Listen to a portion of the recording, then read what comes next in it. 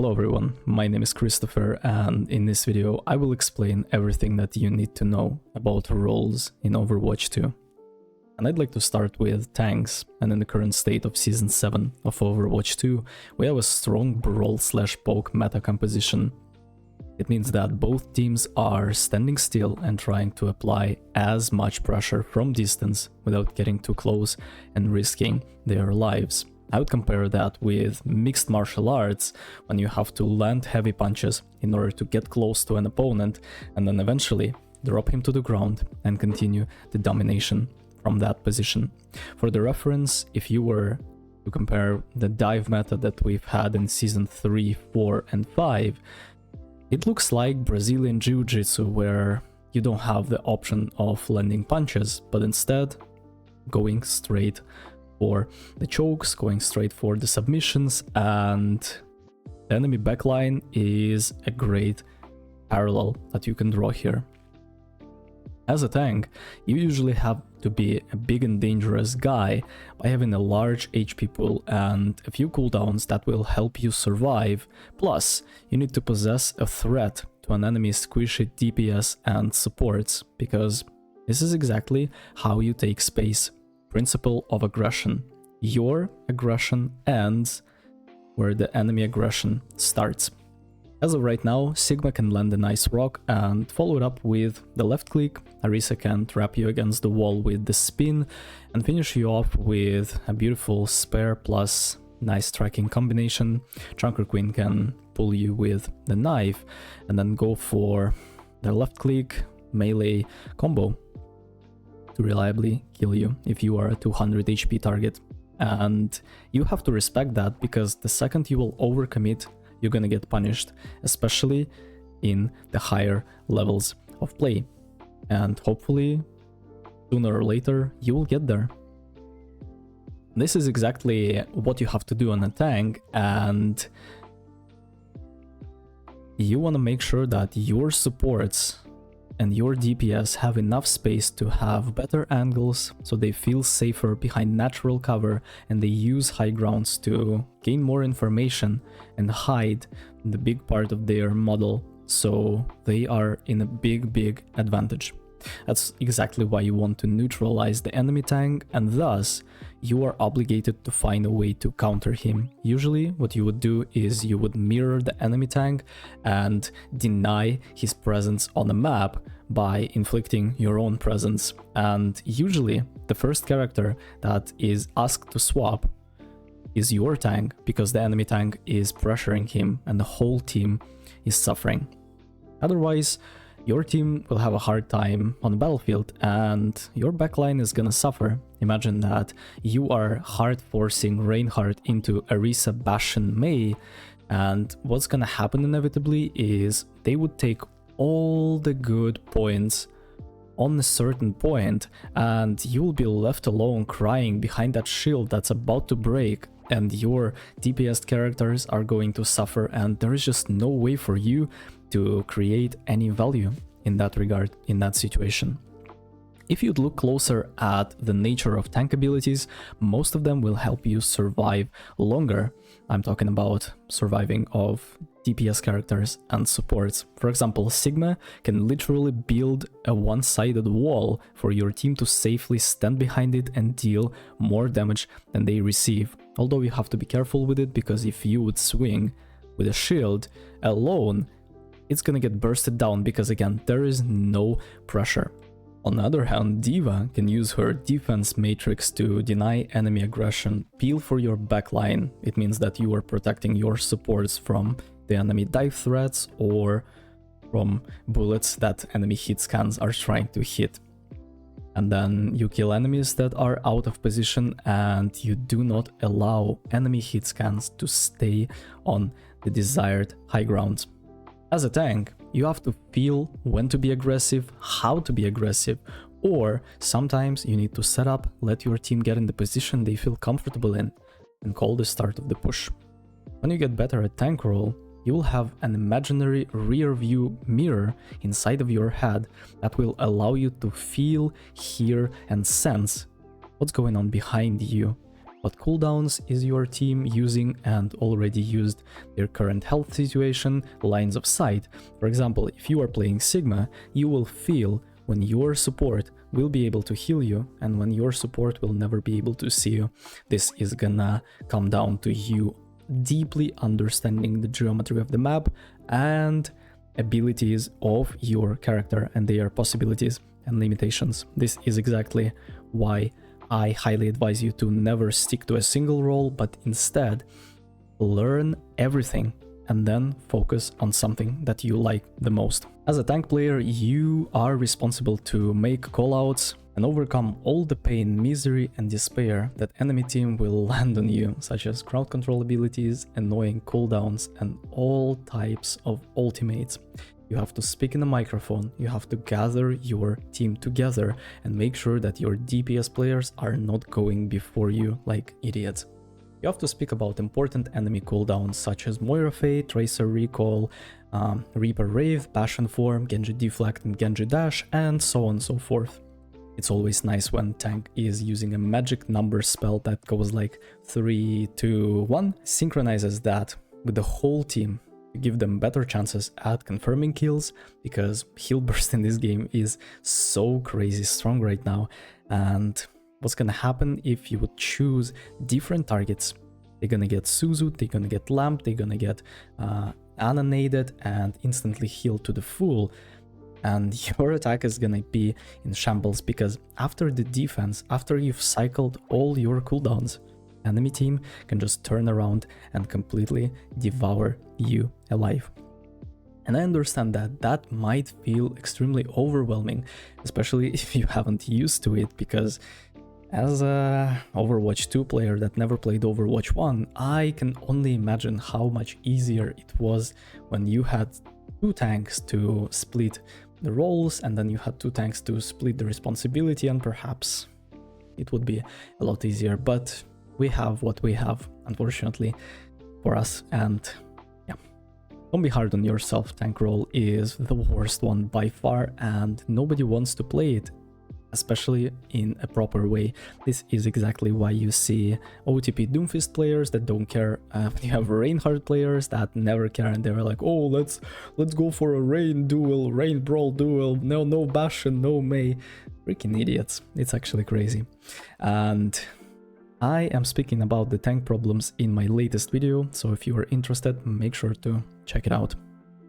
Now it's time to speak about the main DPS, and you might guessed it right. As a main DPS player, your goal is to take the space that your tank has created for you and your support and apply pressure on an off angles and high grounds to the enemy players to either kill them or make them unable to fight back, which is literally indirectly protecting your backline from danger threats and allowing them to heal the tank. Because it's a synergy cycle, and if one role fails, the whole team is gonna suffer. You have to remember that the chains is always going to break at its weakest link, and if you don't have space, you're gonna have hard time DPSing. If your supports are getting jumped on, your tank is gonna have no heal and you won't have space as a result. And it's just like the vicious cycle that never ends. And only you, as a main DPS, have the chance and the responsibility to break that cycle by killing a target with your perfect aim, killing a target with perfect ability usage, and just outplaying and diffing an opponent. This is exactly the best way how you can gather the team around that's just trolling or never wants to win the game for you. Make sure that you deal as much damage as you possibly can, because when you destroy the root of your problems, there will be no need to deal with the consequences.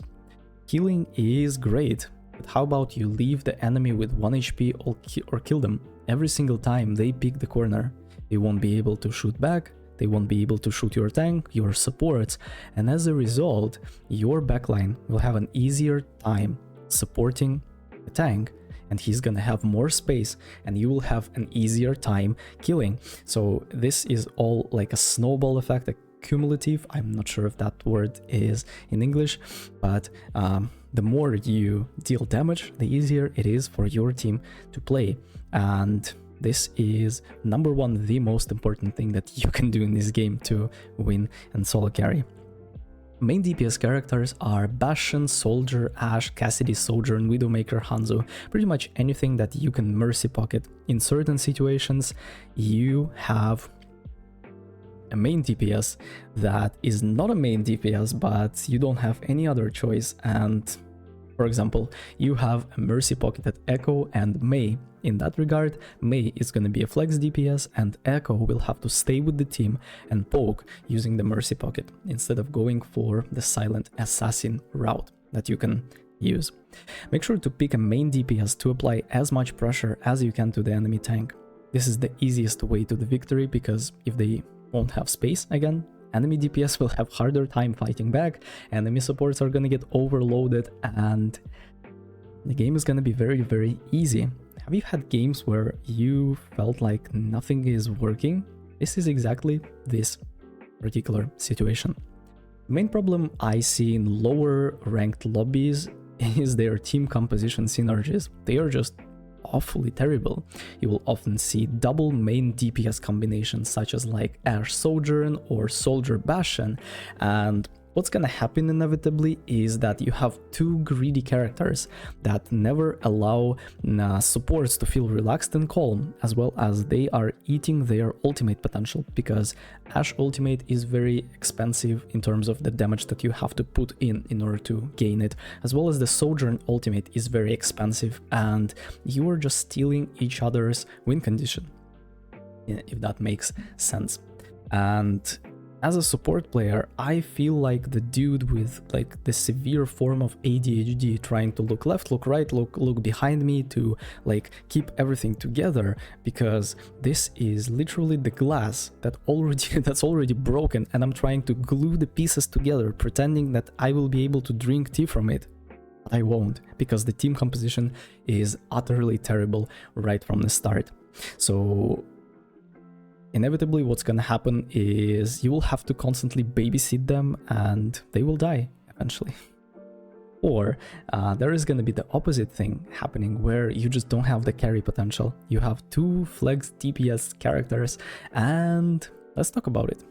As a flex DPS, you won't be able to open up tab and see high damage numbers, because the value that you get as a flex DPS is never going to be shown. The amount of characters that you have distracted, the amount of damage that you prevented enemy DPS do because they were looking at you instead of looking at your teammates. Of course, these numbers are never countable, and I have no idea how would you implement that in a game. I feel like the flex DPS is certainly a very interesting and interactive role. Instead of being a hit scan that's just pew-pewing, you have to work with your tank, you have to work with your supports in order to gain value. You need to synchronize your approach, and thus you will win more games that way. You need to help your tank with taking space, as well as focusing on distracting enemy players, making them uncomfortable. Distraction as a practice is always very underestimated, but imagine the situation. You are playing Ashe on the King's Row first point, and you are defending, and every single time you scope in to click the head of that annoying Soldier 76 that is destroying your tank and your whole team, you have to take care of that annoying Tracer that's infinitely more annoying, because you can't reliably kill her, she's just blinking around, you can't headshot her, and if you would stop looking at her, it's gonna make your supports uncomfortable. They won't be able to heal the tank as much, and you will lose space, and then you will lose your supports, and then you will lose the point, and perhaps lose the game as a result, if you won't be able to find the answer to that problem.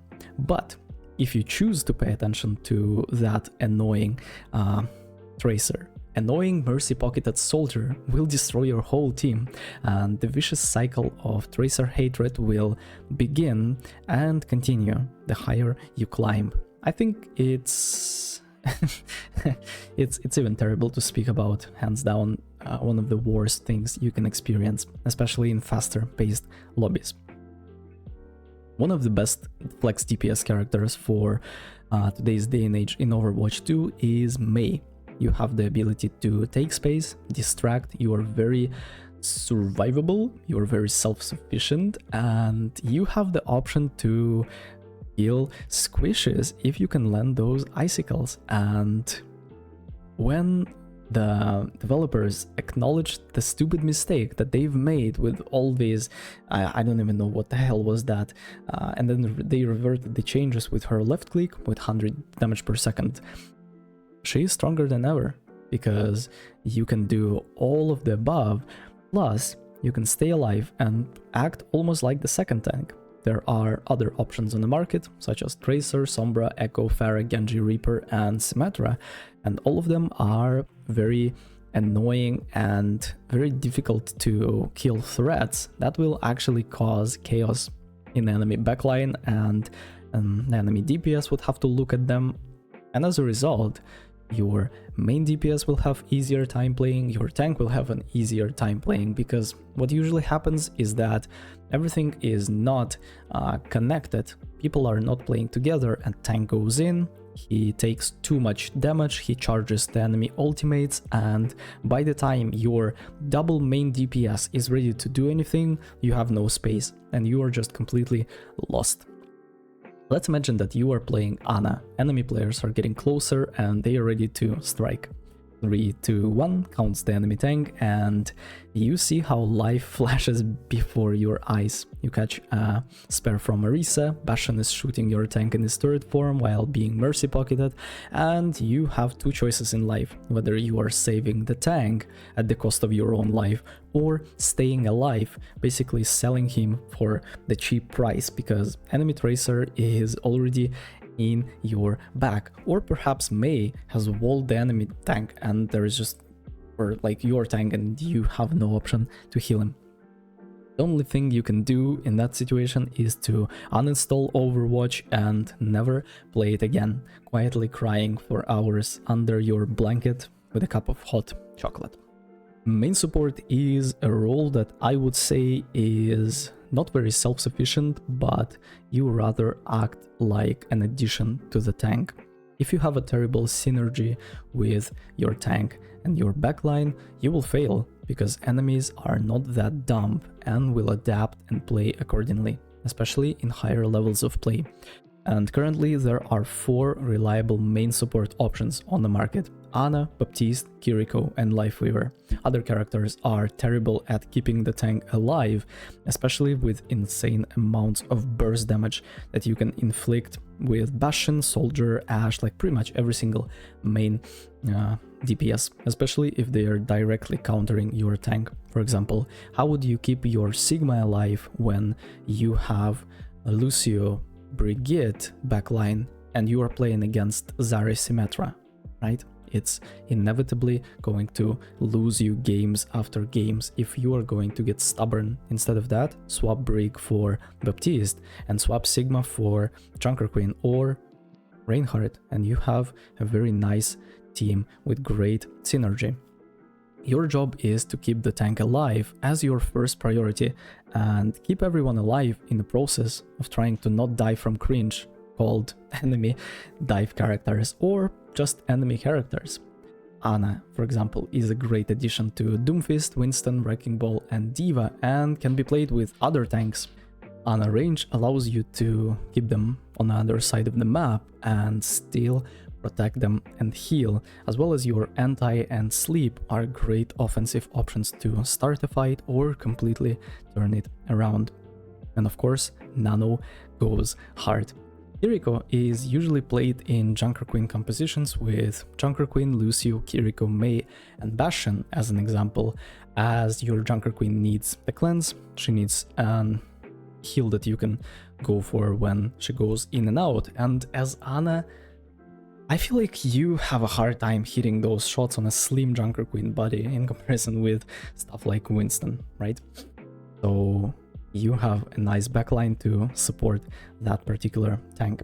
Otherwise, I feel like Kiriko can be very interesting and can be used in many main support plus flex support backline combinations. For example, if you already have Ana, you can play Kiriko as a flex support, just like you would play flex DPS. You want to flank, you want to go for distraction, you're gonna go for space creation, and if you can apply pressure to the enemy backline, what's gonna happen is the enemy tank is gonna get less heals. If you are extremely annoying to one support, second support will have to look at the first support, and now both supports are looking at you, and when they're looking at you, they are not looking at the tank. So that's that. Baptiste, I feel like, is the greatest support right now, not because of his crazy burst heal and stuff, but because he is very good with and against meta tanks and meta DPS characters.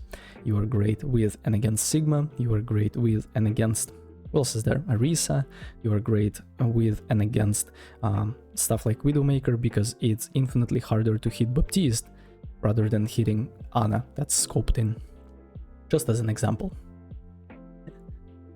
And for the last part, we have the flex support, one of the coolest and most interesting role in my opinion. You have Brigade, that's literally a tank that's in the support category that you can use to bodyguard your Ana, to bodyguard your Kiriko, Lifeweaver, or Baptiste from enemy dive. Unfortunately, she is very mediocre against everything else, so if they have Doomfist Genji, you are great. If they have Sigma Soldier, you are extremely terrible, and perhaps you need to switch the second flex support called Illari. Dude, this character is hands down the best character in the game right now, it feels like, to solo carry your games. She has insane win rate because you don't rely on your team, you don't care which comp to play, you don't care about anything because you have a pylon that keeps you up and acts as a mercy pocket, but you have a big Glock that you can use to Glock everyone down. When it comes to Mercy, you can turn useless characters into playable and playable characters into overpowered. There is nothing new under the moon here. We've already spoken too much about this problem on my channel as well as on other channels. People have been complaining about that for ages, it's crazy. Lucio has to be one of the most entertaining flex supports there is, and the fact that you can speed your tank, the fact that you can flank with your flex DPS makes it very unique. Every one of them can bring different value to the table with and against specific team compositions. So that was it for today's video. Let me know in the comment section if you've got any interesting insights. See you in the next one. Take care.